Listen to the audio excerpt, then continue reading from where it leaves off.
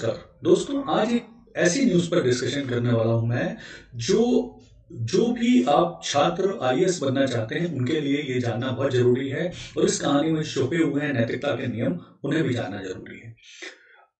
तो ये क्या कहानी है, क्या नियम है और क्या नैतिकता से जुड़ी हुई चीजें इसमें हैं, आइए जानकारी प्राप्त करते हैं। तो देखिए, अभी क्या है, एक न्यूज है कि अभी 4 मार्च को मध्य प्रदेश कैडर के एक पूर्व आईएएस अधिकारी थे, जो देश के पहले बर्खास्त आईएएस अधिकारी थे, उनकी कैंसर के कारण दिल्ली में मृत्यु हो गई। देखने में एक सामान्य सी न्यूज लगती है, सामान्य सी घटना लगती है, लेकिन इसके पीछे बहुत सारे नैतिकता के प्रश्न उठ खड़े होते हैं, तो उन पर भी हम बात करते हैं। पहले आइए इस कहानी को समझ लें। तो कहानी ये है कि 2010 में एक मध्य प्रदेश कैडर के 2 आईएएस दंपत्ति थे, जिनका नाम था अरविंद और टीनू जोशी। ये 1979 बैच के आईएएस अफसर थे, काफी सीनियर आईएएस अफसर थे। तो इनके घर में 2010 में फरवरी में छापा पड़ा था और इनके घर से 3.6 करोड़ रुपए नगद और बहुत सारी संपत्तियों के कागज और बहुत सारी संपत्तियों को जुटाने के प्रमाण मिले थे। और जब इनके बारे में ईडी, आयकर विभाग और लोकायुक्त पुलिस ने जांच की, तो उसके जांच के पश्चात सरकार ने इन्हें 2014 में बर्खास्त कर दिया और इस तरह से ये देश के पहले अधिकारी बने जिन्हें बर्खास्त किया गया। तो क्या कहानी है, थोड़ा सा उसको देखते हैं। तो कहानी ये है कि इन पर 4 फरवरी 2010 को इनके घर पर छापा पड़ा, जिसमें इनके घर से 3.6 करोड़ रुपए बरामद हुए। फिर अगले ही दिन सरकार ने जोशी दंपत्ति को निलंबित कर दिया भ्रष्टाचार के आरोप में। फिर बाद में जब ईडी और आयकर विभाग की जांच वगैरह आगे बढ़ी और जांच में इनकी बहुत सारी संपत्ति का खुलासा हुआ और ये संपत्ति बढ़कर लगभग 350 करोड़ तक की बेनामी संपत्ति और अन्य संपत्तियों तक पहुंच गई, तो सरकार ने फिर इनको पूरी तरह से बर्खास्त कर दिया। और फिर ईडी की जांच में भी पता चला कि लगभग इन्होंने 7 करोड़ 11 लाख रुपए की काली कमाई जो इनकी है उसे सफेद करने की कोशिश की है। बहुत सारी जो पैसे हैं उनको अलग अलग नामों से अलग बीमा योजना और चल अचल संपत्तियों में इन्वेस्ट किया है और अधिकांश जो इन्वेस्टमेंट है वो नकदी के रूप में किया गया। इस जो बर्खास्त आईएएस दंपत्ति थे अरविंद और टीनू जोशी, उनके बहुत नजदीकी रिश्तेदार थे एसपी कोहली, उनके बेटे सीमांत कोहली और निजी बीमा कंपनी की जो प्रबंधक थी सीमा जायसवाल, उन पर ये आरोप लगे थे कि उन्होंने ये जो संपत्ति है इसे बेनामी संपत्ति, ब्लैक मनी को सफेद करने में काफी हेल्प की है। और ईडी ने फिर जो जोशी दंपत्ति हैं उनके खिलाफ 1552 पेज का एक आरोप पत्र भी दाखिल किया था। फिर लोकायुक्त पुलिस ने अपनी चार्जशीट में बताया था कि जो जोशी दंपत्ति हैं उन्होंने लगभग 41 करोड़ 87 लाख रुपए की संपत्ति बनाई है, जो उनकी आय से 3151% ज्यादा है।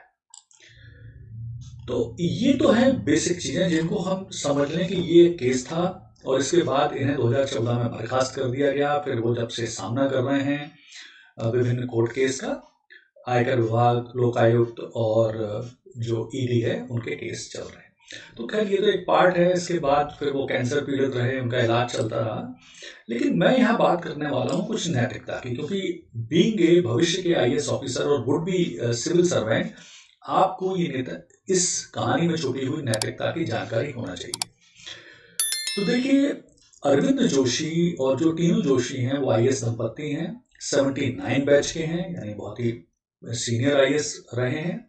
और आईएएस के तौर पर जो एक पद प्रतिष्ठा मिलती है, सामाजिक तौर पर जो एक मान सम्मान मिलता है, वो उनको ऑलरेडी मिल चुका था। दोनों आईएएस के रूप में इतनी बेहतर सैलरी प्राप्त कर रहे थे जो उनके बेहतर जीवन को जीने, परिवार को अच्छी सुविधाएं उपलब्ध कराने, भविष्य में बचत वगैरह देने के लिए पर्याप्त थी। इनके जो बच्चे थे वो बहुत बढ़िया स्कूलों में पढ़ रहे थे। दोनों के ही बहुत ही स्थापित और अच्छे परिवार थे। इसमें से एक चीज तो और आवश्यक है बताना कि जो अरविंद जोशी जी के पिताजी हैं, एचएम जोशी जी, वो मध्य प्रदेश के पुलिस प्रमुख भी रहे हैं और उनकी जो गिनती है वो प्रदेश के बहुत ही ईमानदार ऑफिसरों में भी होती है।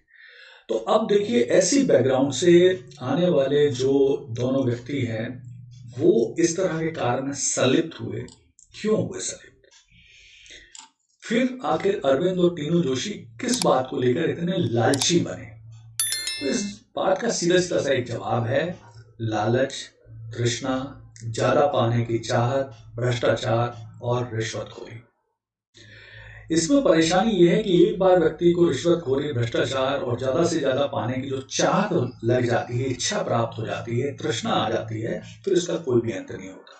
फिर ये बढ़ती जाती है और फिर आदमी वो 99 के फेर में ऐसा फंसता है कि उसे समझ में नहीं आता कि आखिर उसे उन पैसों का करना क्या है, लेकिन बस उसे इकट्ठा करने की जो लोभ, तृष्णा है वो बढ़ती जाती है।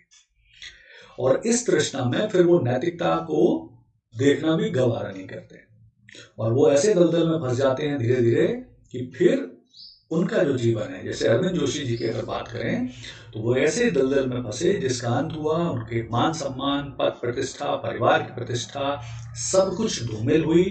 एक कैंसर पीड़ित के रूप में एक बंदराम जिंदगी के साथ उनके जीवन का अंत हो गया। इस कहानी से क्या सबक लेते हैं हम, क्या सबक मिल सकता है? तो ये कहानी बेसिकली भारत का जो प्रशासनिक और सरकारी तंत्र है उसमें जो भ्रष्टाचार, रिश्वतखोरी फैली हुई है उससे भी कहीं आगे बढ़ के नैतिकता के सवाल पे है कि नैतिकता क्या कोई भी इतने प्रतिष्ठित पद पर बैठा व्यक्ति नैतिकता को सिरे से नकार सकता है, हटा सकता है? तो इसका अर्थ है कि बिल्कुल नहीं। अगर आपको इतना उच्च पद प्राप्त हुआ है, आपको मौका मिला है देश का, समाज का के लिए काम करने का और इतने बढ़िया वेतन भी प्राप्त हो रहा है, तो मुझे नहीं लगता है किसी व्यक्ति को इसके आगे और ज्यादा भ्रष्टाचार या रिश्वतखोरी करने की आवश्यकता है। क्योंकि आईएएस के रूप में उसे जो वेतन मिलता है, जो पद, प्रतिष्ठा, सम्मान और सुविधाएं प्राप्त होती हैं, उससे बढ़कर मुझे नहीं लगता है कि दूसरी जो रिश्वतखोरी और भ्रष्टाचार की उसे आवश्यकता है करने की। यहाँ तो उसे एक मौका मिला है समाज को वापस करने का, लोगों को दिखाने का, अपनी योग्यता से समाज को लाभ पहुंचाने का।